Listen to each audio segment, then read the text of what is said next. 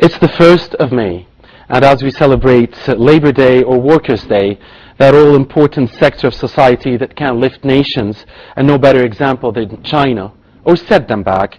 On Sunday, Egypt is to witness a workers' protest again to demand an increase of the national minimum wage.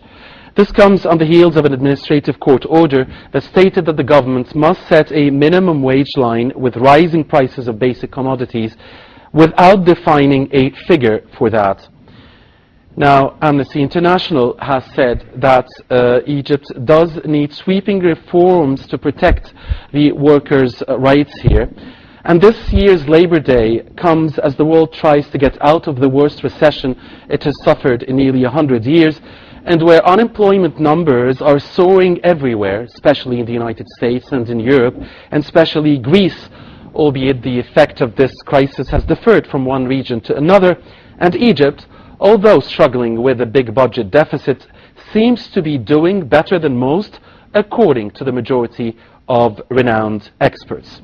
With us here in this episode is Dr. Aya Meher, and she is Professor of Human Resource Management at the American University in Cairo, and Engineer Magdi Tolba, and he is the ex-chairman for the Ready-Made Garments Export Council here in Egypt. Engineer Tolba, Dr. Aya, thank you for joining Cairo. Thank you. You're welcome.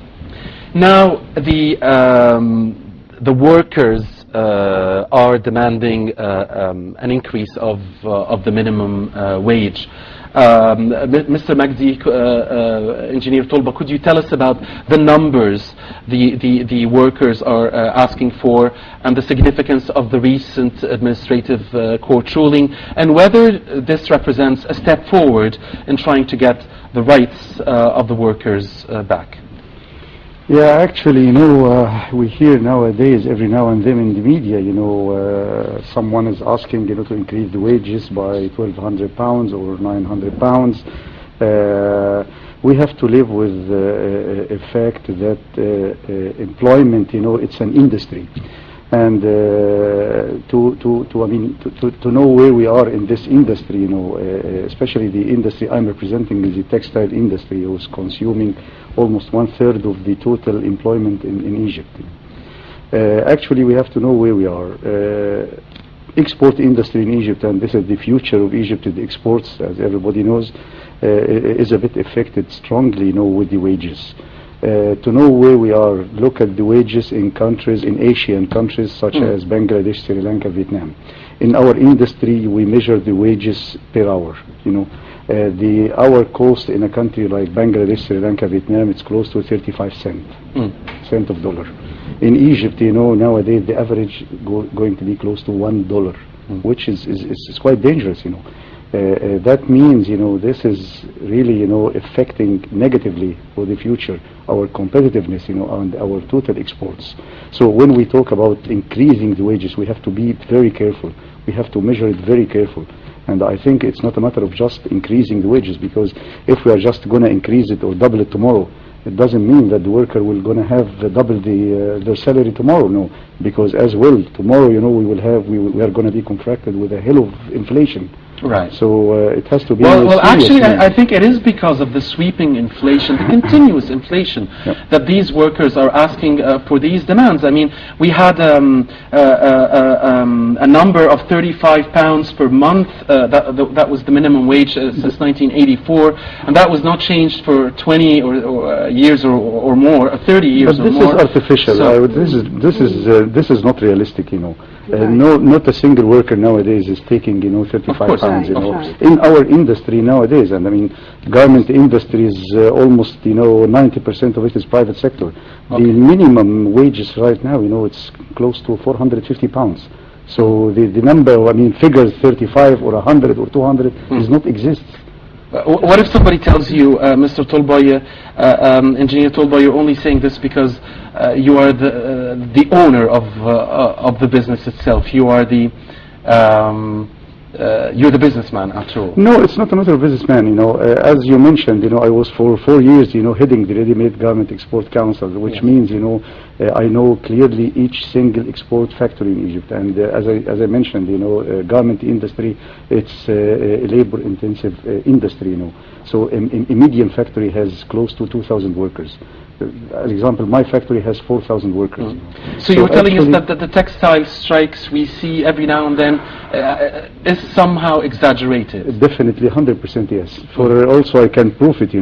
If you go through, and now I'm giving you real figures. I measured these figures. We have a shortage in the textile industry workers, close to 25% of the total capacity of the workers in the textile industry. When you consider that in this industry we do have close to 1 million workers, which means nowadays we have a shortage between 200,000 to 250,000 workers needed immediately. So that's good news. You're promising jobs. Believe it or not, if you sector. go to each single export factory in Egypt nowadays, you will find plenty of machines without working. I want to take it to Dr. Aya here. Sure. Where has the labor movement moved in the past years? Do you see any progress, real progress, since that Ghazl al-Mahalla strike? Well, some actually, 4 let years me back? put it this way. There has been effort from the part of the government, but actually that effort is not, the output or the outcome from that effort is not very obvious. You see, because when we speaking, for example, for the government employees or the government workers, you can find that the minimum wage level is 245. Now they are asking for 1,200, and we know that the National Council for Wages, they are asking for 900 to be able to sustain their living. We have a problem actually in government for the low service, the quality of the service. I mean, in all management theories, I mean, if we take the basic management theories, if you want to get a proper service from the part of the employees or from the government employees, then you should be able to sustain the basic needs for the basic life needs. And this is like we call them the very traditional motivational theories, which is known by Maslow. I mean, it's known to the majority of the people. So actually we have got a problem here that, the government does not have a budget to be able to cover that. But in my opinion, we have to think strategically in a way or another to raise the salaries and the wages of government employees by non-traditional ways. For example, you find that if we have tackled any problem in Cairo, in Egypt, you find that you kind of get the impression that there are efforts done from government, from the private sector, but from the civil society. But these efforts, it needs to be coordinated. It needs to be done in a strategic way. Even if you have like coordinating bodies between these three bodies or these three representatives of the three, and you kind of implement like a strategic plan in order to think about non-traditional ways in order to cover I the want to ask problem. you, Dr. Ay, about that strategic plan, because after all, what would the government do?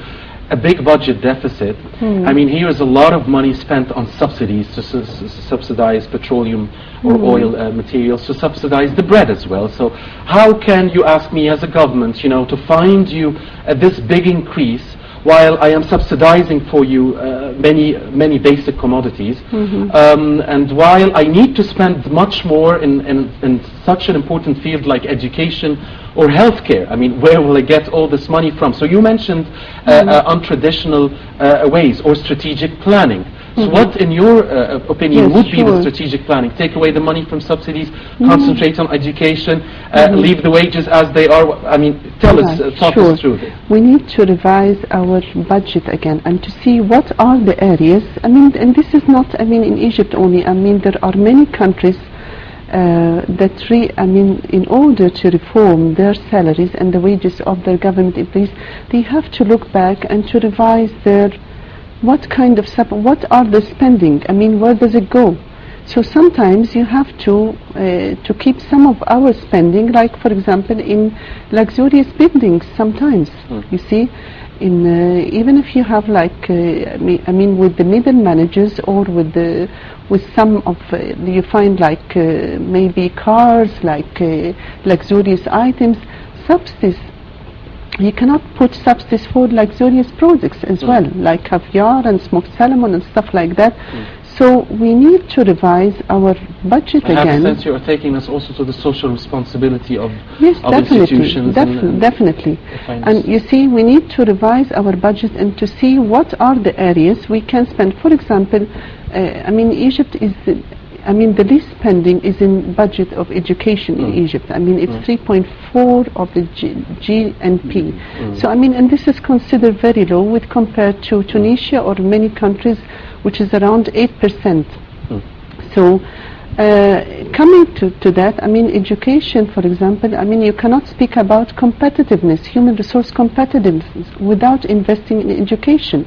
I mean, many of these countries, like the Five Tigers, when they thought like Korea, we were on the same level. Egypt was the same like Korea. That was in the 60s. Korea jumped because actually they invested in the basic education and they invested part of their budget. The higher budget was in basic education, and they kind of invested in technical schooling and technical education, and that the output was for the industry. I mean, you can put that for the to build competitiveness and to be able to build kind of competitiveness in your HR and to attract like foreign investors and to be able to sustain, because it's all like an interrelated process. Actually, you cannot separate one and keep the other. Okay. So Dr. Aya, if you allow me to take the... Can I comment? Please. You know, I have to support Dr. Aya's idea, but also I have one comment. Subsidies doesn't mean to subsidies with money, you know. Actually, I think also what Dr. Aya means, you know, that actually you have to have a lot of things, a lot of changes to subsidize, you know, the improvement of the labor. As example, the law. When you have to consider